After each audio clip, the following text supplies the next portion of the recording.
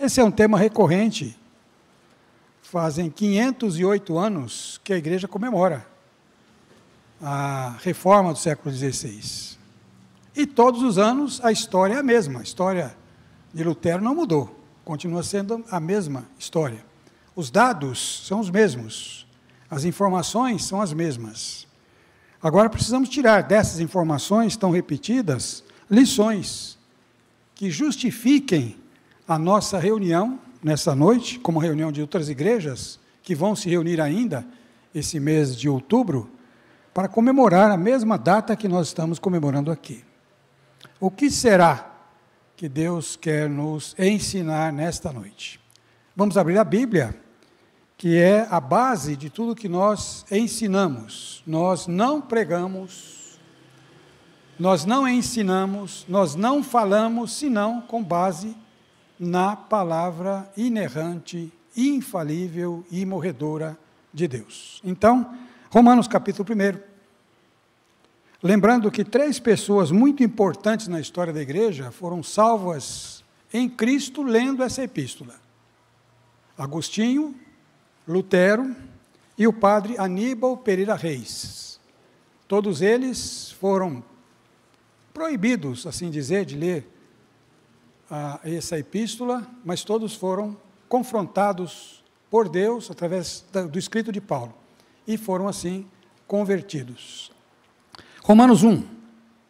Paulo, servo de Jesus Cristo, chamado para ser apóstolo, separado para o evangelho de Deus, o qual foi por Deus outrora prometido por intermédio dos seus profetas nas sagradas escrituras, com respeito ao seu filho, o qual, segundo a carne, veio da descendência de Davi, e foi designado Filho de Deus, com poder, segundo o Espírito de santidade pela ressurreição dos mortos, a saber, Jesus Cristo, nosso Senhor, por intermédio de quem viemos a receber graça e apostolado, por amor do seu nome, para obediência por fé entre todos os gentios, de cujo número sois também vós, chamados para serdes de Jesus Cristo.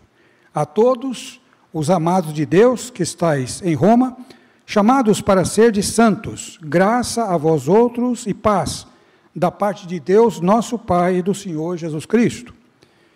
Primeiramente dou graças a meu Deus, mediante Jesus Cristo, no tocante a todos vós, porque em todo o mundo é proclamada a vossa fé. Porque Deus, a quem sirvo em meu espírito do Evangelho, de seu Filho, é minha testemunha, de como incessantemente faço menção de vós, em todas as minhas orações, suplicando que, em algum tempo, pela vontade de Deus, se me ofereça boa ocasião de visitar-vos, porque muito desejo ver-vos, a fim de repartir convosco algum dom espiritual, para que sejais confirmados, isto é, para que em vossa companhia reciprocamente nos confortemos por intermédio da fé mútua vossa e minha. Porque não quero, irmãos, que ignoreis que muitas vezes me propus ter convosco, no que tenho sido até agora impedido, para conseguir igualmente entre vós algum fruto, como também entre os outros gentios.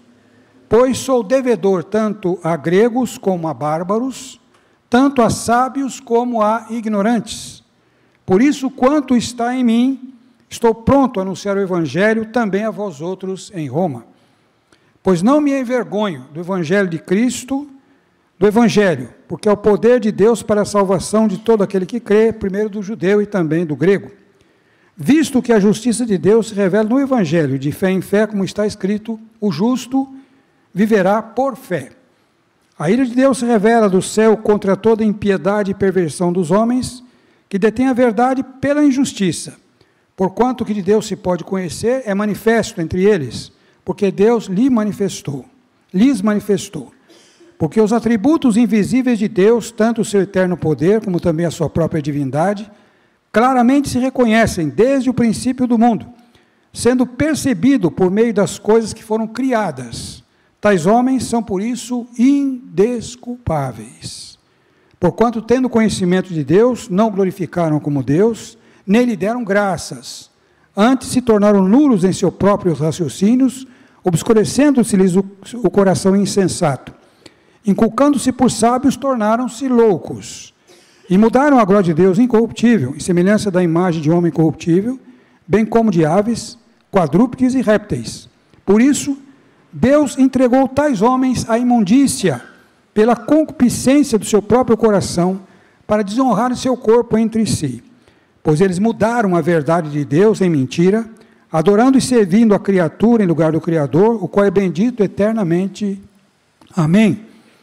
Por causa disso, os entregou Deus às paixões infames, porque até as mulheres mudaram o modo natural de suas relações íntimas, por outro, contrário à natureza. E, semelhantemente, os homens, também deixando o contato natural da mulher, se inflamaram mutuamente em sua sensualidade, cometendo torpeza, homens com homens, e recebendo em si mesmos a merecida punição do seu erro. E por haverem desprezado o conhecimento de Deus, o próprio Deus os entregou a uma disposição mental reprovável para praticarem coisas inconvenientes, cheios de toda injustiça, malícia, avareza e maldade, possuídos de inveja, homicídio, contenda, dolo e malignidade, sendo difamadores, caluniadores, aborrecidos de Deus, insolentes, soberbos, presunçosos, inventores de males, desobedientes aos pais, insensatos, pérfidos, sem afeição natural e sem misericórdia. Ora, conhecendo eles a sentença de Deus, de que são passíveis de morte os que tais coisas praticam, não somente as fazem, mas também aprovam os que assim procedem. Até o verso 32 do capítulo 1 da carta que Paulo escreveu aos crentes de Roma. Que Deus assim nos abençoe. Estão ouvindo? Não? Ninguém está ouvindo nada?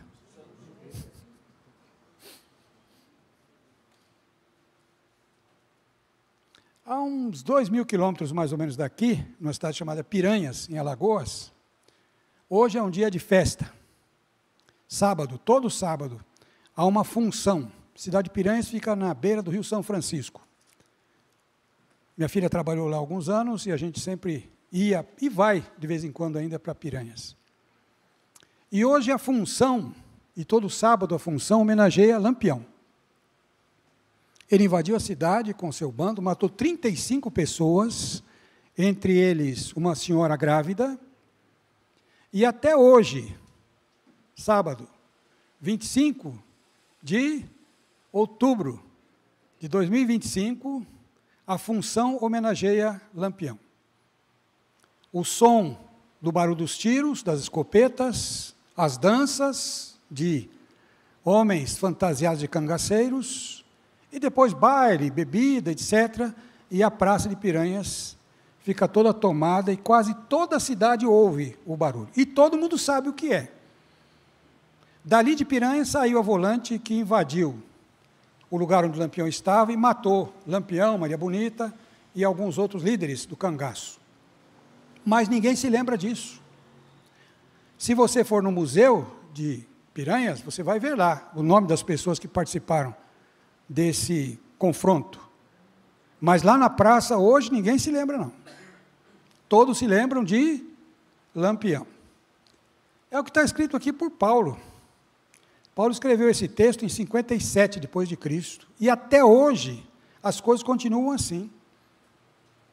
Vejam a descrição que ele faz dos homens de hoje, cheios de toda injustiça, malícia, avareza, maldade, possuídos de inveja, homicídio, contenda, dolo, malignidade, sendo difamadores, caluniadores, aborrecidos de Deus, insolentes, soberbos, presunçosos, inventores de males, desobedientes aos pais, insensatos, pérfidos, traidores, sem afeição natural e sem misericórdia. É o homem hoje, como o homem de ontem, como o homem da época de Paulo. Não mudou absolutamente nada. Então, qual é a nossa disposição num dia como hoje? Falar sobre Martinho Lutero, falar sobre reforma, falar sobre evangelho, o evangelismo, como nós cantamos no hino agora há pouco. Bem, o que pretendemos com isso? Na época em que Paulo escreveu essa epístola, o imperador de Roma era Nero. Nero se casou 3 vezes. Primeiro se casou com um escravo, ele, Nero, vestido de noiva, numa cerimônia pública e aberta ao público. O nome do escravo era Esporo, e serviu de marido para Nero, nessas núpcias. Depois Nero se casou com Messalina, a esposa da qual ele teve filhos, e depois finalmente ele se casou com outro escravo, que era mulher, transformada em mulher por ele, né? Então vejam que o governante, o líder, o homem que devia ser o exemplo, era tudo isso que nós vemos aqui. Lembrando que Nero era um excelente administrador. Ele colocou fogo naquela parte de Roma para modernizar a cidade, coisa que ele fez mesmo. Está lá moderna, Roma, aquela área está moderna até hoje. Colocou culpa nos cristãos do incêndio. Isso provocou a primeira perseguição que ceifou a vida de muita gente. Bem, então, como é que nós podemos encarar isso? Você lendo a história do mundo, você precisa ter uma percepção mais acurada, uma percepção mais dinâmica, uma percepção mais responsável sobre qual é o seu papel nessa história hoje. Se as coisas continuam assim, o que você pode fazer para mudar? O que os homens de Deus fizeram para mudar? E o que mudou?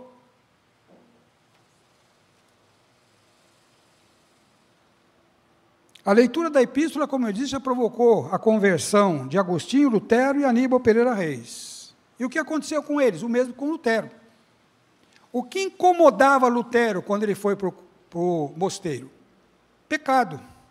Ele havia se designado para ser advogado, como todos vocês sabem.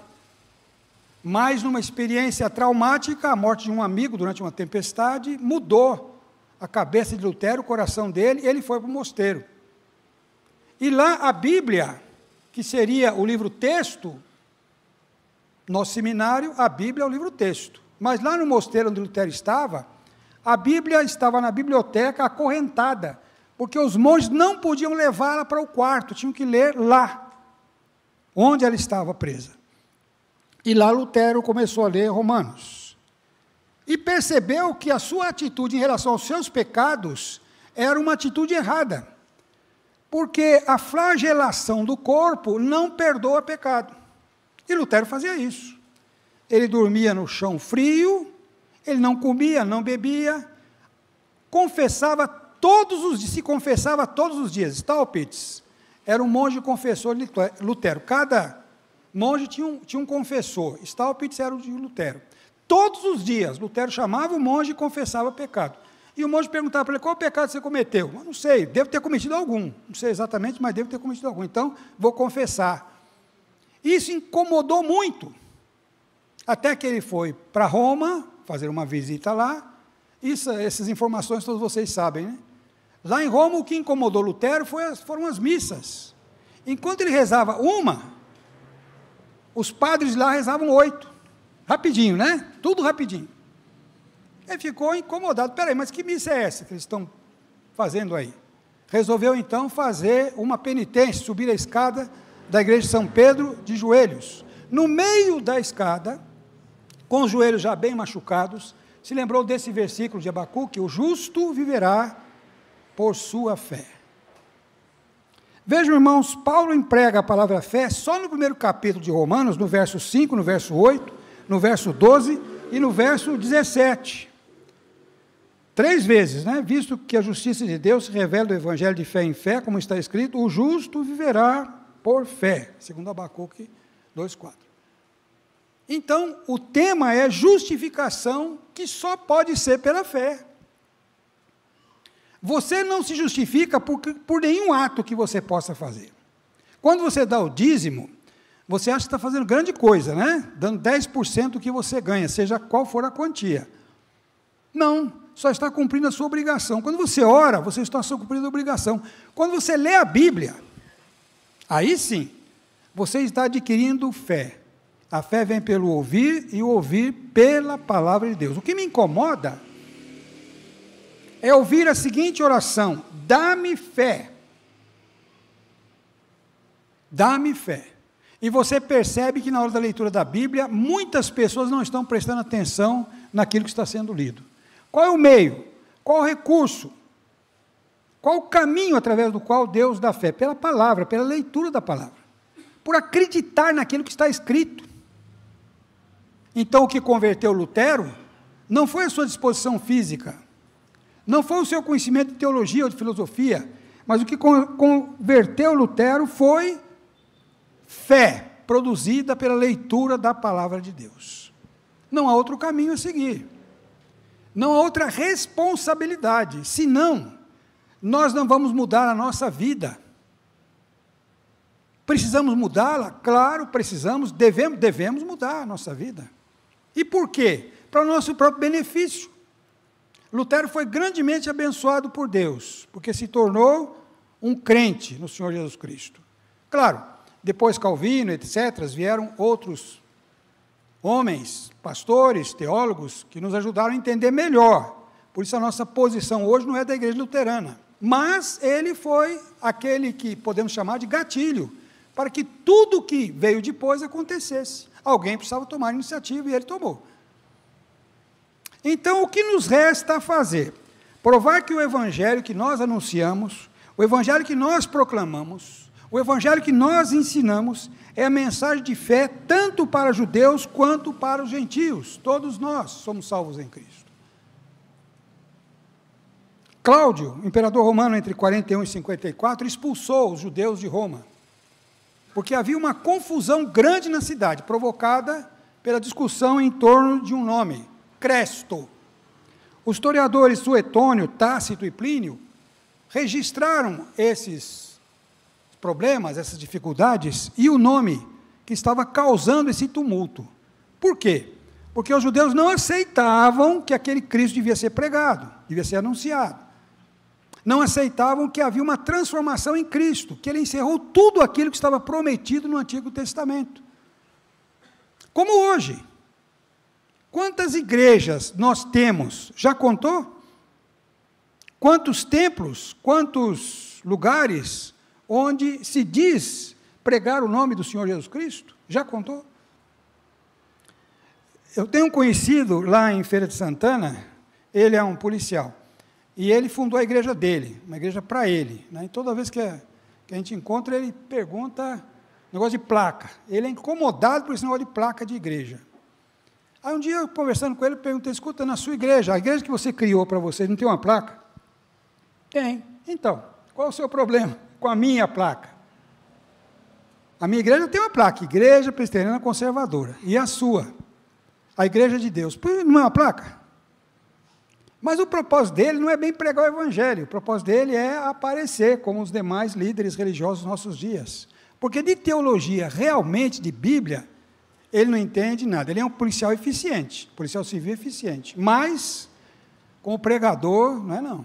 Aliás, eu nunca ouvi, né, vi comentários sobre ele. Então, é assim, quer dizer, se nós temos que fazer alguma coisa, como está proposto aí no hino, por Jesus é trabalhar, temos que fazer com que a nossa fé seja proclamada, mas com razão, baseada na nossa transformação, com razão transformado no nosso testemunho, no nosso agir. Ser crente na igreja, ser crente aqui, pastor, terno, gravata, aqui diante de vocês, é fácil, não é difícil. Durante 51 anos eu tenho feito isso, esse trabalho, depois do seminário. Mais difícil é agir como pastor lá, é agir como cristão lá na rua, no trânsito, onde nós encontramos as pessoas que confrontam a nossa pregação, que cobram uma atitude mais cristã da nossa parte. Como é que um professor pode agir de forma coerente com aquilo que ele ensina, com aquilo que ele coloca diante dos seus alunos, com os desafios que ele coloca diante da igreja, se não conhecendo e agindo? Nós temos 3 meios de graça, que os irmãos conhecem muito bem. Quais meios que Deus usa para abençoar o seu povo? Abençoou os apóstolos, abençoou os profetas do Antigo Testamento, abençoou Lutero, Calvino e todos os demais reformadores. Oração, você fala com Deus. Leitura bíblica, Deus fala com você. E comunhão. E como é que nós desenvolvemos a nossa comunhão? Só com aqueles que nós gostamos? Só com aqueles que nós apreciamos? Só com aqueles que são nossos parentes e amigos, realmente?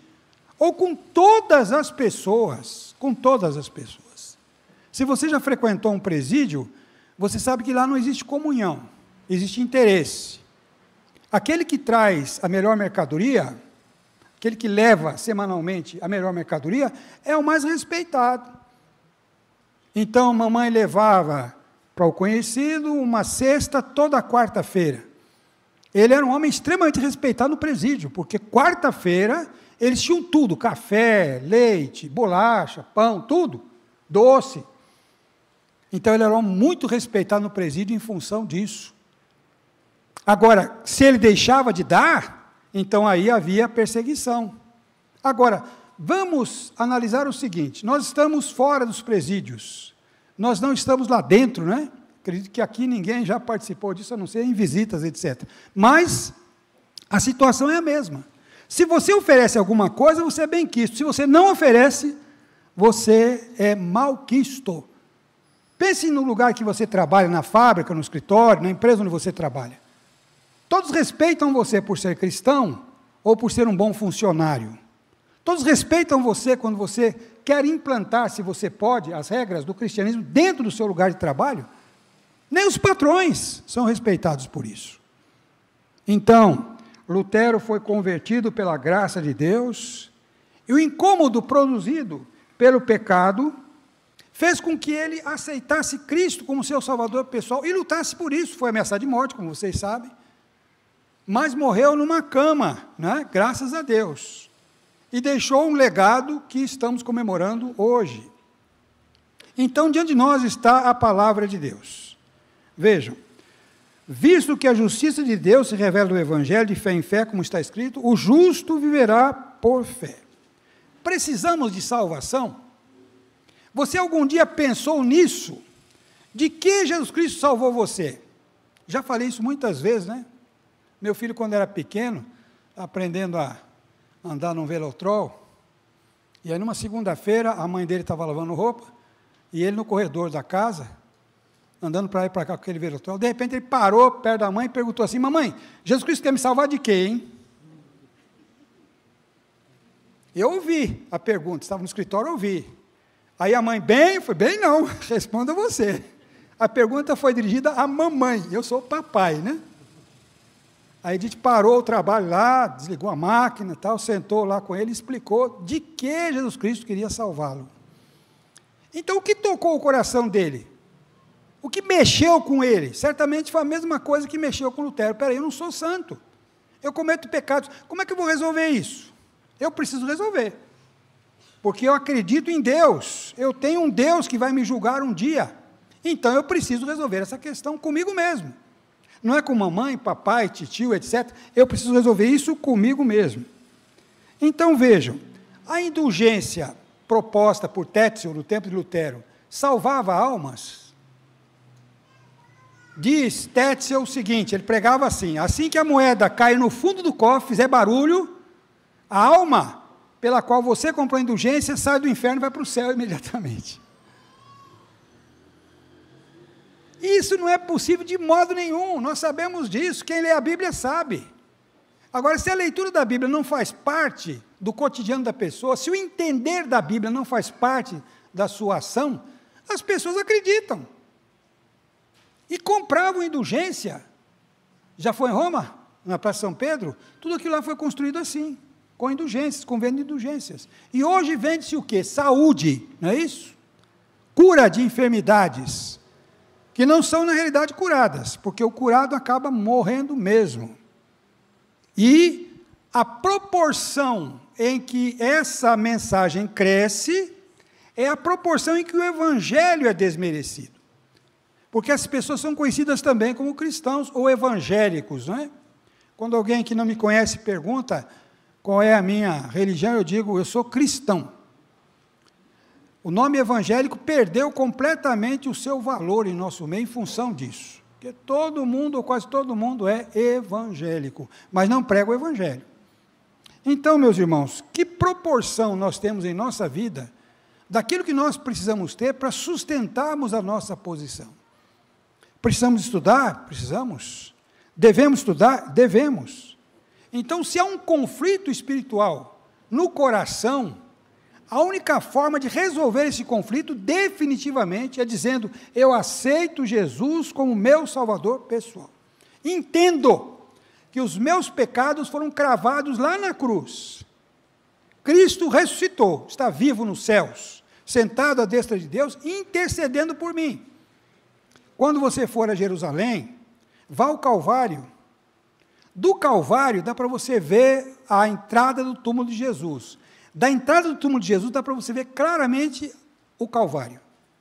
Então, esses dois lugares mostram definitivamente que a vinda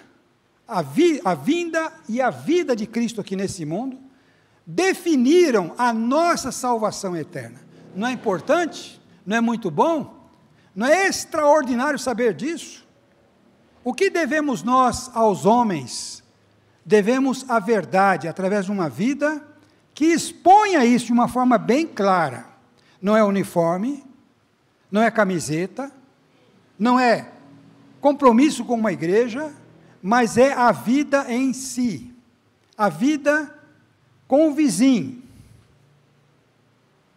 Em Goiânia, a primeira igreja de Goiânia fica na rua Monsenhor Confúcio, lá em Goiânia. Do lado esquerdo, do lado direito da igreja, andando de frente, morava um homem, um senhor da igreja, chamado José de Castro. A esposa dele não era cristã.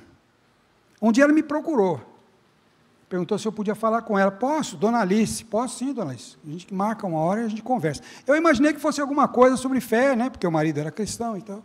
Não, ela queria resolver um problema com a vizinha. E ela me disse: pastor, todo final de semana, todo domingo à noite, tem uma festa na casa dela, e o povo lá fuma muito. Então, o que eles fazem? Eles pegam os tocos de cigarro e jogam no meu quintal. Eu faço o quê, pastor? O que a senhora tem feito? Eu reúno, ponho no lixo, continue fazendo assim. Porque a senhora vai brigar com a vizinha, vai encrencar com a vizinha? Não, continue fazendo assim. Ela continuou fazendo. Depois de alguns anos, voltei a Goiânia e vi na igreja, no templo, pregando, vi a vizinha que fazia isso com ela, né? Aí eu perguntei, e aí, eu falei: agora eu sou convertida. Dona Alice teve tanta paciência comigo que eu acabei vindo aqui para aprender como é que as coisas funcionam, e acabei sendo convertida. Então, vejam, não é nem todos os casos são simples assim, mas isso prova que nós temos uma solução para o conflito espiritual que todos vivemos. Cristo, que morreu por nossos pecados, é o nosso Salvador. Por quê? Romanos capítulo 5, o apóstolo Paulo diz assim, no primeiro versículo: justificados, pois, mediante a fé, temos paz com Deus, por meio do nosso Senhor Jesus Cristo. Perceberam? Guardaram? Justificados. Nós não temos mais nenhuma espada da justiça sobre a nossa cabeça. Não temos. Nós não temos mais nenhuma sensação de estarmos sob perigo dessa parte espiritual. Não temos, não somos, não estamos em perigo.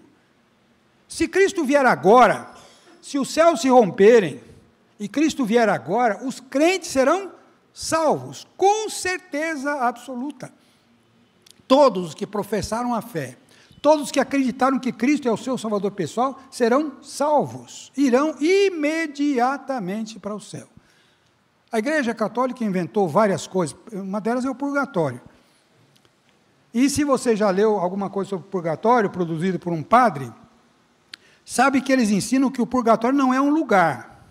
O purgatório é uma sensação, é uma condição espiritual. Quer dizer, quem está no purgatório está sofrendo, não é exatamente um lugar físico, mas é uma sensação que a pessoa tem de sofrimento, até que o pecado seja perdoado. E vai ser quando? A resposta é nunca. Porque Paulo diz aqui: justificados, pois, mediante a fé, temos paz com Deus por intermédio do nosso Senhor Jesus Cristo, por intermédio de quem obtivemos igualmente acesso pela fé a esta graça, na qual estamos firmes, gloriando-nos na esperança da glória de Deus. Igualmente, acesso pela fé a esta graça. Quem salvou Lutero? Deus. Porque Lutero era importante? Não, porque Deus foi gracioso para com ele. Deus foi gracioso para com Calvino. Deus foi gracioso para com você. Você não pagou nada pela salvação, mas Cristo pagou. Cristo morreu na cruz, num sofrimento indizível, indescritível. Você tem alguma dificuldade com tirar a roupa, não é? Pois tirar a roupa dele. Cristo foi crucificado nu. Se é que você não sabe disso, claro que sabe, né? Ele foi crucificado nu. Agora imagine um homem com aquela moral, com aquele estilo de vida, estar nu na frente de todo mundo que passava por ali. Que humilhação! Porque ele queria ser um herói?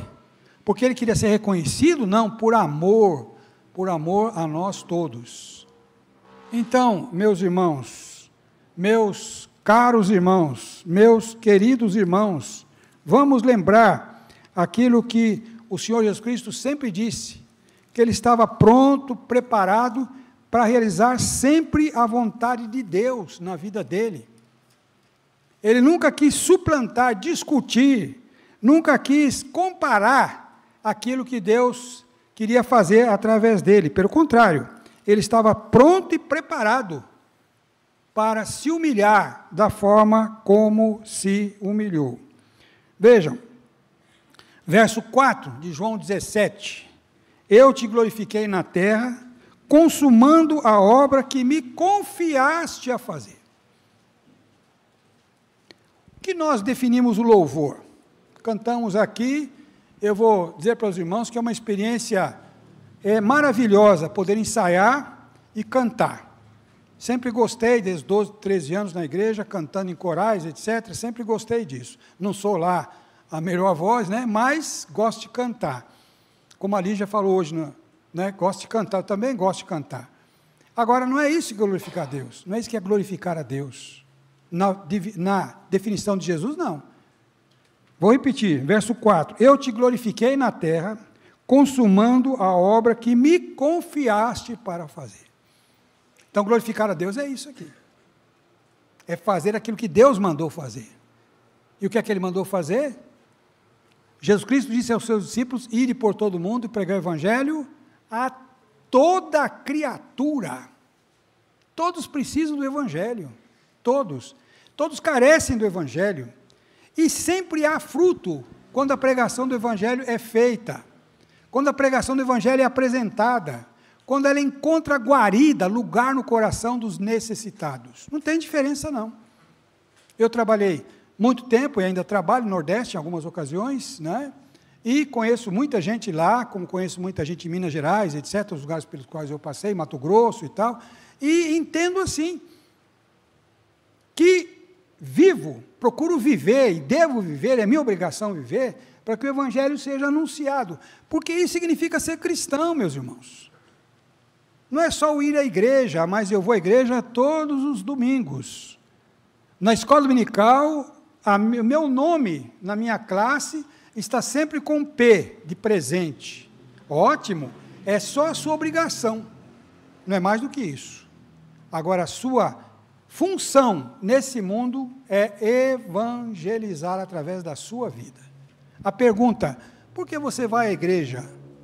É a chave, é o gatilho para que o Evangelho seja de fato anunciado. Por que você se diz cristão? O que é que você faz? O que é que o cristão faz? O que vocês fazem na igreja? Qual é o trabalho que o pastor desenvolve?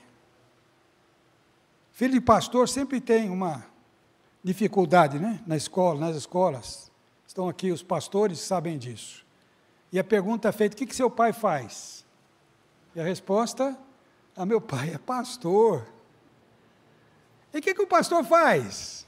Porque o meu pai é engenheiro, meu pai é mecânico, meu pai é pedreiro, né? Os outros alunos. E o que o pastor faz? Fica em casa o dia inteiro, Só trabalha domingo. Não, meu pai estuda, meu pai leciona, meu pai visita, meu pai aconselha, né? A resposta que nós ensinamos para que os nossos filhos pudessem dar. Sempre há algum constrangimento nisso, mas essa é a verdade que precisa ser dita. Precisamos pregar o Evangelho. Isso é glorificar a Deus. na definição de Cristo, não é minha não, na definição que Cristo deu aqui. Glorificar a Deus é fazer a obra que Ele mandou fazer. Qual é? Pregar o Evangelho a toda criatura. Deus salvou Lutero, Deus salvou Agostinho, Deus salvou Lutero, Deus salvou o padre Aníbal Pereira Reis, alguns aqui certamente conheceram o padre, fez muitas palestras em nossas igrejas, foi muito conhecido entre nós, foi convertido pela graça de Deus, lá em Aparecida. Ele foi lá para fazer uma peregrinação, chegou lá, subiu no morro lá perto, olhou a cidade e confessa no seu livro, esse padre escapou das garras do Papa, é uma autobiografia. Diz que naquela hora, naquele momento, ele sentiu todo o peso do seu erro, todo o peso do seu pecado, e resolveu aceitar Cristo como seu Salvador pessoal. E foi assim.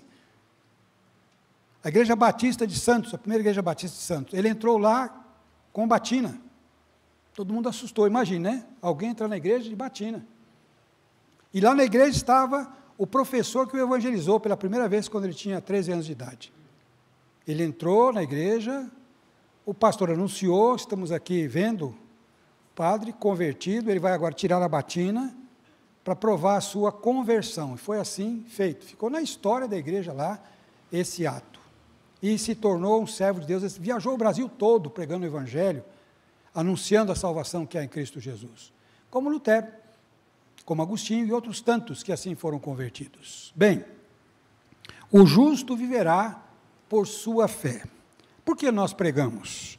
Por que nós anunciamos? Por que nós estamos aqui?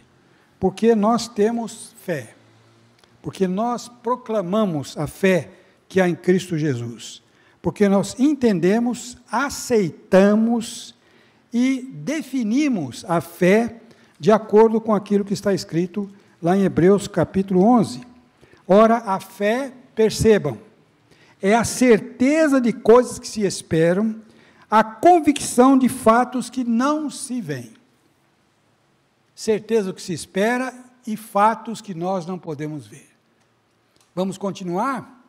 Em 2026, vamos estar onde? Presbitério de Guarulhos, o Presbitério Paulistano, sempre tem feito essas reuniões juntos, né? Para proclamar a fé nesse dia especial, que é o dia de comemoração da reforma do século XVI.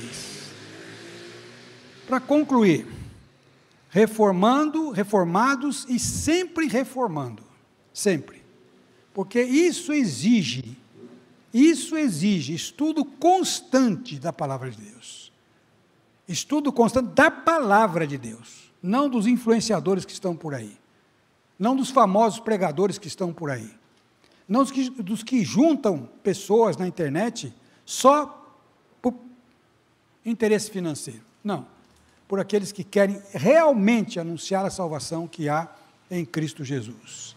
Lembre-se, durma com essa expressão na sua cabeça: o justo viverá por fé. Bem, vamos ouvir o barulho de piranhas? Não, né? Quase 2.000 quilômetros de distância, mas eles estão lá. E amanhã na cidade, quando a gente estava lá, ou está lá, no domingo, na cidade, o comentário é esse: todo lugar que você vai, numa loja, todo lugar que você vai, o comentário é: viu ontem a função aí, pelo lampião, etc. E ninguém fala dos benefícios recebidos na igreja, nas igrejas. Fala de um criminoso, homenageia o criminoso. É o Brasil, é o mundo, são as pessoas. Lá existe uma cruz também, existem 2 escadas lá em Piranhas, uma à direita e outra à esquerda de quem entra na cidade. São muitos degraus, é incrivelmente íngreme. Lá em cima tem uma capela nas 2 escadas. E as pessoas andam aquela escada o tempo todo para provar a sua fé.